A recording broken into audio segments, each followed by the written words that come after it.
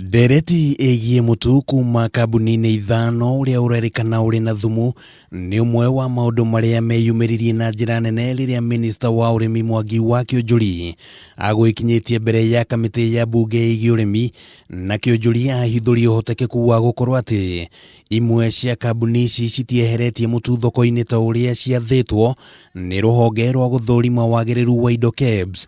Ithenya-inĩ rĩu cianjĩrĩirie kũnyihia thogora wa mũtu ũyũ nĩguo ũgũrwo narua. We are aware that some of the millers licenses were revoked, the permits.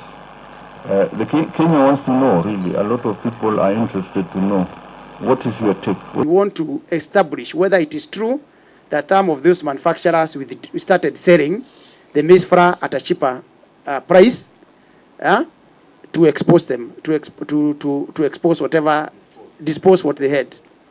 If that is true, then we must take very serious actions on them.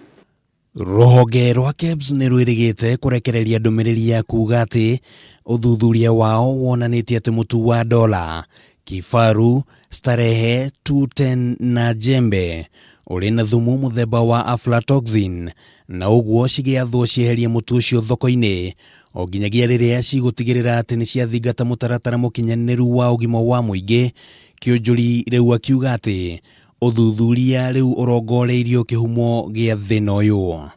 How the unga got to the stores is another issue. We have to look at it with the public health, with the KEBS and the ministry to look at how, because we also need to know the origin of the maize.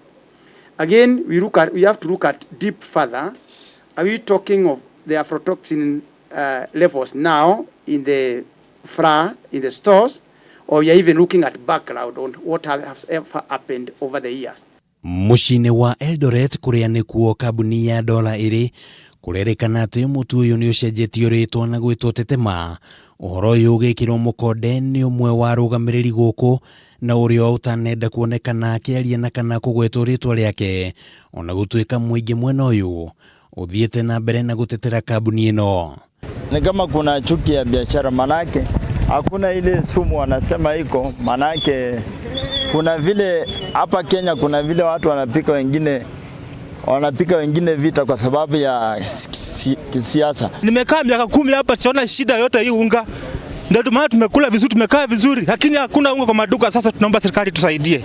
Thiko igĩrĩ hetũku kambuni ya Kitui Flour Mills ĩrĩa nĩyo ĩthondekaga mũtu wa dola nĩ yaugire atĩ nĩ yathanĩte mũtu tani citanyihĩire 96 cicokio kuma matuka-inĩ na supermarkets, ona gũtuĩka kambuni ĩno no yamenereirie KEBS makiuga nĩ makinyanĩirie mabataro mothe ma ũgima wa mũingĩ. Ikiwa hawa wanasema mahindi yana sumu, kwa nini wasende kwa wakulima kwenda kuwaelimisha kwamba mahindi yanatakiwa yawe namna gani? Handũ-inĩ ha Kameme TV rĩtwa rĩakwa nĩ Kĩmani wa Gũnjiri. Itiganĩte na iria ihutĩtio nĩ watho ũyũ nĩ ithiĩte na mbere kũruta mĩtu ĩyo kuma matuka-inĩ ũndũ ũmwe na masupermarket.